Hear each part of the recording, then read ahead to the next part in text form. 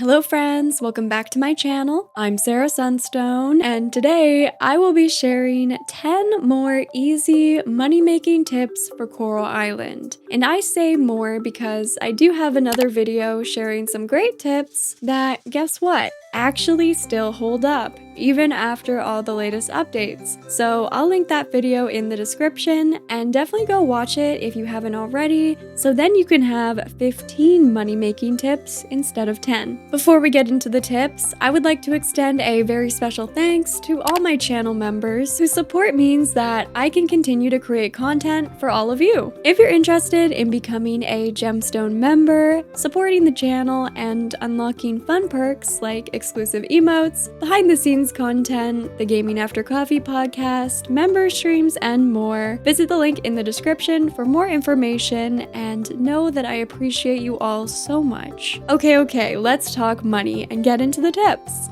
I'm going to start with some big picture tips that are really important if you want to boost your daily income, and then we're going to get into more specific tips as we go down the list. My first big tip, and this one is potentially the most important, is to diversify your farm and your gameplay. Don't put all your sus chicken eggs into one basket. Don't focus on processing and selling any one single thing, and try not to neglect important aspects of the game, because doing a little bit of everything really helps you make more money and doesn't leave you in a tough spot if anything changes dramatically in a future update. I'd say this tip is especially important if you want to really enjoy your gameplay. And although this is completely subjective, I personally have a much greater time making and selling a variety of products from a variety of sources and activities, and using my time each day to do a little bit of everything around the island, compared with when I used to literally just stand at my kitchen counter all day making green smoothie after green smoothie. This may be a hot take, but I have absolutely no problem making money since the latest update, and I think it is largely due to this approach that I'm taking with my gameplay. But at the end of the day, it's completely up to you.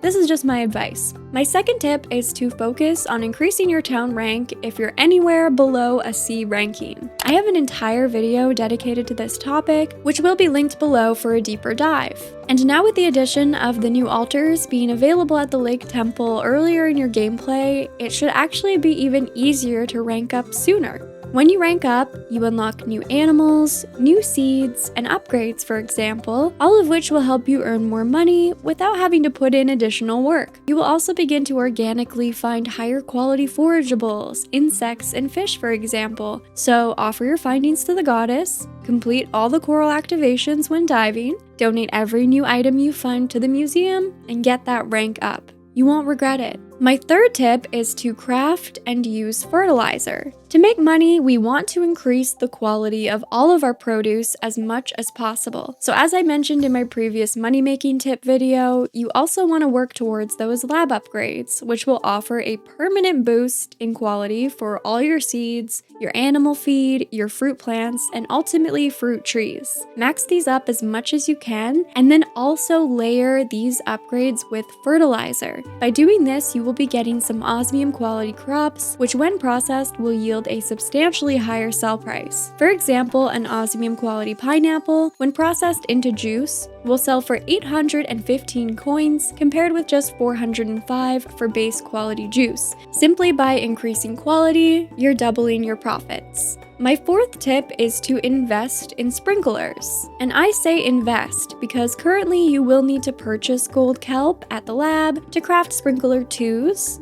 And when Sprinkler 3s come into play for the next update, I'm guessing we will then be able to also purchase osmium kelp, but you do have to spend money to make money, and as soon as you can automate your farm to have sprinklers watering all of your crops for you, you can plant more, harvest more, process more, sell more, and spend that precious time and stamina that would have been used to water all your crops to make more money around the island instead. So those were my 4 big picture tips that might not initially seem to be obvious money-making strategies, but they are all very important and will also apply to many of the next tips I will be sharing. So keep this in mind as we move forward, and let's continue. Tip number 5 is to make and sell honey. In addition to processing the rare foraged flowers, so the Titan arum in fall and the Rafflesia in winter, it's also a good idea to grow flowers to produce honey year-round. With the exception of those 2 rare flowers, I wouldn't recommend turning any other foraged flower into honey. It's not really worth the time it takes, so definitely grow your own to do this. Honey is made by placing a single flower into a bee house, and all honey will keep the quality level of the crop that is being processed. So the higher the quality, the higher the profit. In the spring, your best option is the snowdrop flower once you've achieved rank C. But until then, you can grow poppies, which are a rank E seed. See, this is where the town rank comes into play. In the summer, lilies are the best choice, which are a D rank seed. If you haven't reached D rank yet, you could opt for sunflowers, where higher quality harvests would make this option worthwhile until you rank up. In the fall, fairy roses are your best option, which are a C rank seed. Until you achieve this rank, you can grow lilies at D rank and even orchids at F rank. All high value flowers. Fall is great for honey. And lilies are actually pretty close in profit to fairy roses at base quality, but as your produce increases in quality, there will be a larger and larger profit with the fairy roses compared with the lilies. So keep that distinction in mind. In the winter, the only option is the snowdrop at rank C. So overall, I recommend growing flowers all throughout the year and saving them up in a storage chest so you can just continue to refill your bee houses every 3 days regardless of the season. Tip number 6 is to process quality crops with either kegs or mason jars before selling them. But which is better? Well, it depends. Mason jars will take about 12 hours to process 1 crop into 1 preserve, while kegs will take about 1 day to turn 1 crop into 1 juice. So, for example, if you process a gold quality melon in a keg, you will be able to sell the gold quality melon juice for 710 coins. In this same amount of time, you can process 2 gold quality melons into 2 melon jams, selling for 500 coins apiece, meaning you would earn 1,000 coins with the mason jar in the same amount of time that you would earn 710 coins with the keg. So, if you need money quickly and can commit to refilling your mason jars partway through the day, then you can earn more money in a shorter amount of time with the mason jars. But if you just want the greatest overall profit, then kegs are the way to go. So here's my personal strategy. Take the lowest quality crops you have and process them in the mason jars. For me, this would be bronze and silver quality, as I keep base quality for cooking. Then take your highest quality crops and process them in the kegs. For me, this is gold and osmium. I do this because I don't find it's worth it to wait a full day for the lower quality crops to process in the kegs, but it usually feels more than worth it for the higher quality crops, especially for high value crops. So definitely think about focusing on growing crops that will already sell for a high price before processing to maximize your overall income. For example, melons, pineapples, pumpkins, crops like that. Tip number 7 is to invest in ranch animals. Chickens, cows, ducks, and sheep are all available in the game now, depending on your town rank, and will all produce valuable goods that can be sold for a decent profit, especially if you've maxed out your animal feed lab upgrades and are starting to get osmium quality animal products. Duck egg mayo will sell for double compared with chicken egg mayo, but ducks only produce every 2 days, so it basically works out to being the same daily income. It is, however, a slightly lower maintenance task to only have to collect from ducks every 2 days versus collecting daily chicken eggs. As for milk, right now your best bet is to process it into cheese, unless you still have the yogurt machines that have been removed from the game, in which case you should continue to process yogurt. The big money maker right now for ranch animals is actually sheep's wool. wool. If you gain enough hearts with your sheep to get large wool, you can process it on the loom into large cloth that sells anywhere from 595 coins apiece to 1,190 coins at the highest quality. How awesome is that? Tip number 8 is to collect and sell gold ore. Now, of course, make sure that you've kept enough gold to upgrade your tools and craft any relevant artisan machines you might need first. But gold ore is fairly simple to obtain in the wingate of the mines, and you can always go back and find more because it respawns daily, randomly in the caverns. Ore nodes are often found being protected by monsters, which are fairly simple to fight off, but if you prefer a more peaceful experience, you can either lead the monster away if it's a slime,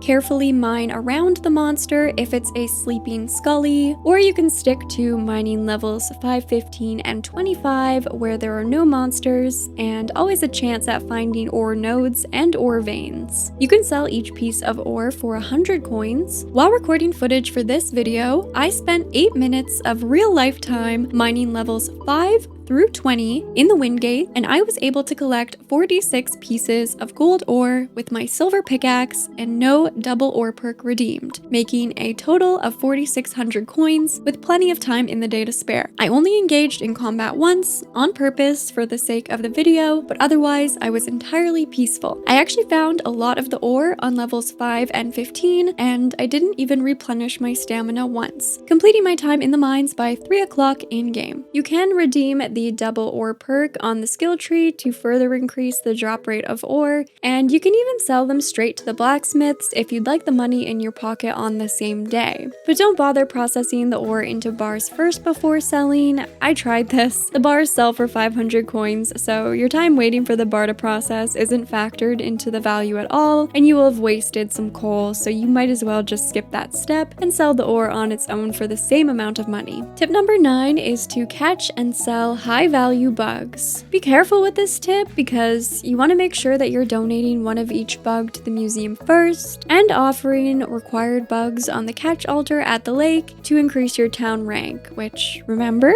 helps you make more money. But once you've prioritized that, you can go ahead and just sell bugs. Any low value bugs are still best to cook into bug jerky, which doesn't sell for a high price anymore, but it is a really good snack for stamina replenishment that can still help you make money because more stamina means more actions, which usually equals more money. But high value, high quality bugs especially, you definitely want to sell. Some examples that I actually find quite commonly and fetch a good sell price are the dragonfly, the monarch caterpillar, the firefly, the yucca moth, and the maple leaf cutter moth. There are others, but just play around with this and take note of which bugs you find often in your daily routines that are worth catching and selling. Also, you can sell bugs directly to the beach shack if you need the money the very same day. And although I can't speak on this quite yet in terms of actual experience, in the next update we will be introduced to bug traps, which we will be able to craft and place around the island in order to catch bugs without actually physically doing so ourselves. So I could see this as being a really great way to earn passive income without having to actively hunt and catch bugs ourselves. And my last tip for you today, tip number 10, is a little bit cheeky, but it's something I do almost every single in-game day, which is check my mailbox, see if I've received any gifts from my beloved islanders, and quite often sell them. Now this is also a use your best judgment tip because some items that you can receive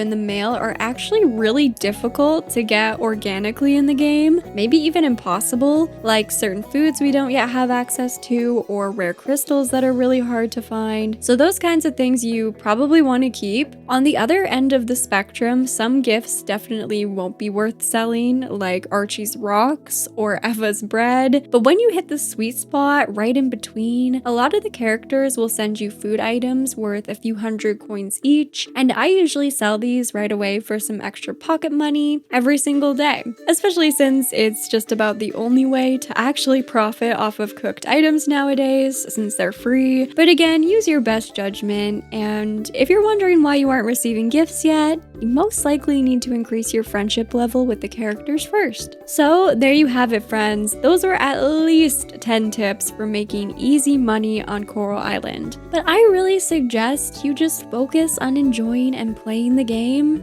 and the money will come. Let me know down in the comments which strategy I shared today that you will be trying out, and what you're currently saving your money up for on Coral Island. Anything and everything, you know I always love hearing from you.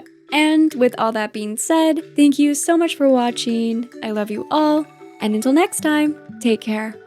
And a very special thanks to Meredith, Formotus, Tansy, Cisco, Cheese, Divine Raven, and Blossom, my beautiful Sunstone members. I love you all very much, and thank you so much for the extra support, which really helps to make all that I do on the channel possible and means the world to me.